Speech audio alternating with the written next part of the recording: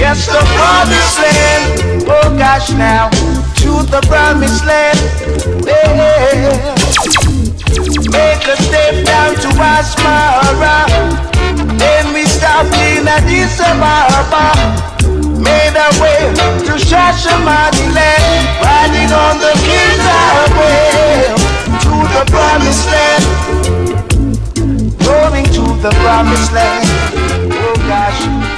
To the promised land, oh, to the promised land. After 9 months' service in Abyssinia, Colonel Julian is passing through London on his way to the United States. I have just returned from Ethiopia, where I was chief instructor in the Emperor's army. Because of my knowledge of the condition there, I appeal to the world to assist in the settlement of this conflict between Italy and Ethiopia, without causing a war between the great nations of the world.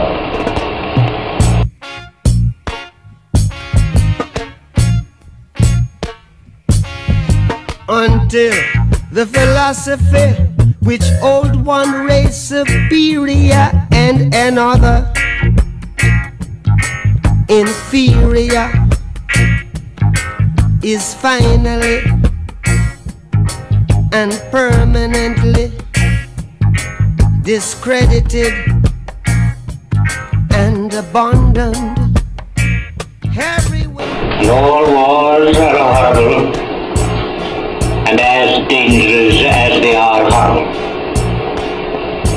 But I can assure you all that the action that this nation has taken straight away from the very beginning has been twofold. One, to try and maintain the machinery of permanent peace. The next one, to try and avoid this war. Every effort we can make to shorten it, to circumscribe it, and to end it by a peace that will not contain future wars in its provisions, we shall do incessantly, patiently, but with undeniable perseverance.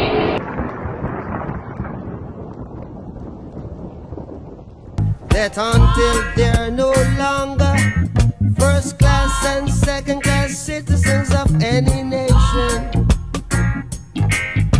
until the color of a man's skin is the political lifetime of Anthony spans a dark period of world unrest and conflict. He was already Foreign Secretary in 1935, when fascism was spreading across Europe.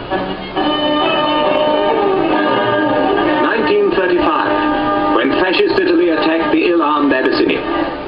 He even said Britain should be, must be, anti any who might seek by force to break the peace.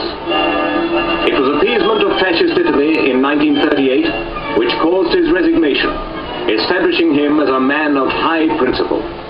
Miss a war that until the basic human rights are equally guaranteed to all without regard to race. This a war that until that The Emperor of Abyssinia arrives to watch a great religious procession through the streets of Addis Ababa to celebrate the day of the Holy Cross. The Abyssinians are for the most part Christians, and all classes of the Emperor's subjects take part in the ceremony, from the trained and uniformed soldiers to the wild chiefs and their followers from the hills. When the Emperor leaves to return to his palace, his car passes through streets lined with a guard of honor of loyal troops.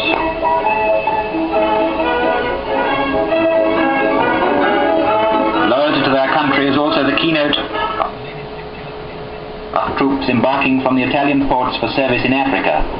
Scenes of tremendous enthusiasm are taking place almost daily in most of the great Italian seaports. A steady flow of troop ships is making its way from Italy across the Mediterranean, through the Suez Canal, landing men, machines and ammunition in Eritrea. Soon men will be on the march in Africa. Surely the busiest man in all Africa today is Emperor Haile Selassie of Abyssinia. Added to all his many duties as Emperor of this vast land, He has assumed the role of war minister. He's arousing the loyalty of his followers to fever by his attention to every detail of their training and his personal interest in their welfare. Day by day now the skies are clearing, the rain clouds are rolling away, the rainy season is coming to an end. But it'll be some weeks yet before the ground is dry enough for any large-scale movement of troops. On the Emperor's military staff are many Europeans, giving their experience in Western methods of training to the dark-skinned tribesmen who in the past have used nothing more than a spear. The results of this westernized training can be seen in the efficient way in which they carry out practice maneuvers. In the victory of good over evil.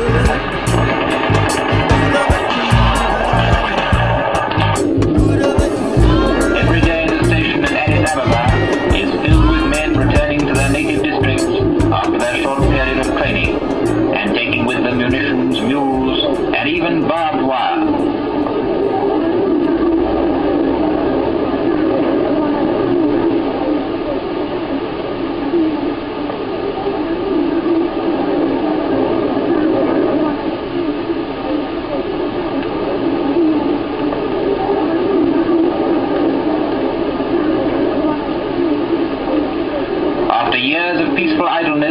These warriors are happy in the prospect of a real job of fighting work to be done. All except this one, but perhaps he's got a peg.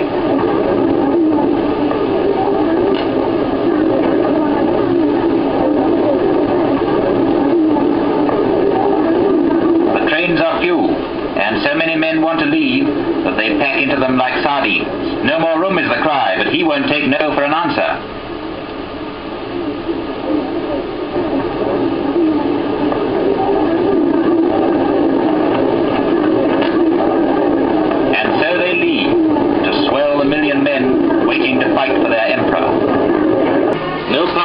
Now seems able to hold up Italy's sweeping advance across Abyssinia's rain-swept mountains.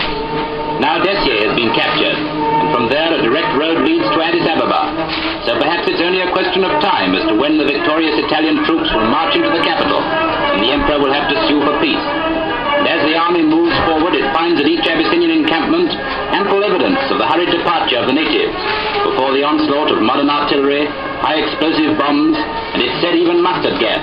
Everywhere camps left in disorder, tents still standing, cooking utensils still lying by the side of dying embers.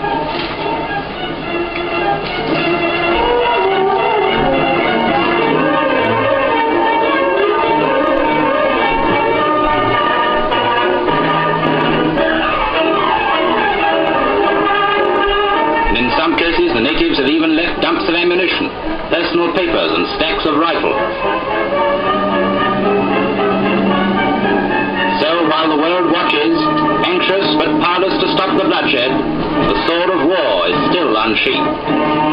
The latest news from the Abyssinian front tells of comparative quiet on both sides. The Italians are consolidating their position. The Abyssinians are not yet ready for the great offensive. But Addis Ababa is still the scene of tremendous demonstrations by the unarmed native tribesmen pouring into the capital and demanding arms and ammunition. So fierce is their enthusiasm that there are anxious moments as they draw their long curved swords and swing them as if already attacking the enemy. At length the Emperor comes onto the palace balcony, and the enthusiasm of the mob rises to a fever. In spite of Italy's assurance that Addis Ababa will not be bombed, the Emperor is speeding up the safety measures. Bomb-proof dugouts are being hastily built, and all day the men stand by their guns, watching for the hourly expected invader. At the station, Count Vinci, the Italian consul, says goodbye to members of the legation staff, but refuses to leave himself, while in another part of the station, a hastily organized Red Cross company is leaving on its journey northward, for in the coming clash it is certain that the casualty list will be extremely heavy. With Italy resting from her advance, and Abyssinia is yet not ready for the great attack, there's an atmosphere of unnatural calm in the war zone. But who will deny that unless some means of satisfying Italy's demands can be found, the biggest battles are yet to be fought. In Abyssinia too, the Emperor Haile Selassie continues to devote most of his energies to the training of his troops. To give them practice in modern war conditions, trenches have been dug, and the cavalry are preparing to play their part as well.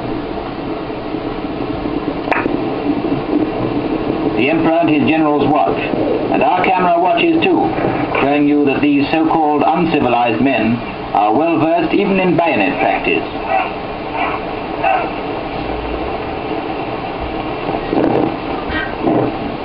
From another part of the field, warlike chieftains watch too. It would be interesting to know what they're thinking. Perhaps they don't approve of these newfangled methods of warfare. Perhaps, on the other hand, they'll go back and train their own men in the same way. Who knows? Troops assemble from all over the country. Every village contributes its share of warriors. War drums roll, calling to battle the hordes who will be led by their tribal chieftains. Fearless warriors who make up the lack of modern equipment with fanatical courage and cunning. These are the types of men who will lead the battle.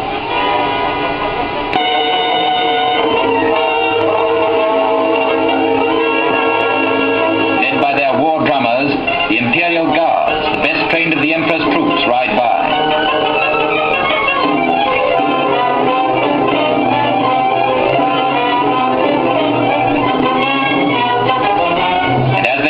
The Emperor Haile Selassie, descendant of King Solomon and the Queen of Sheba, takes the salute.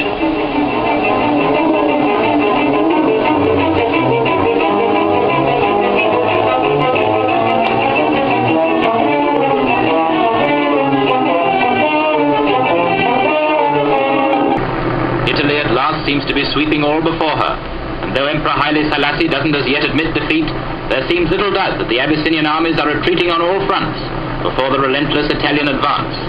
The spearhead of their attack are the mechanized advance columns who push out over unknown country along roads that are little more than tracks.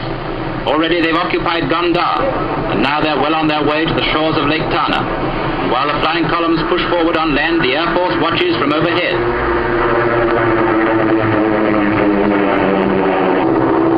Already Harar and Jijiga have been bombed out, and Addis Ababa has had its first taste of aerial attack. Italian army planes have flown over Dir Dawa on the Addis Ababa-Djibouti railway, and even official Abyssinian circles expect that the railway bridge at Hawash will soon be bombed, and that will cut Addis Ababa's only means of communication with the outside world.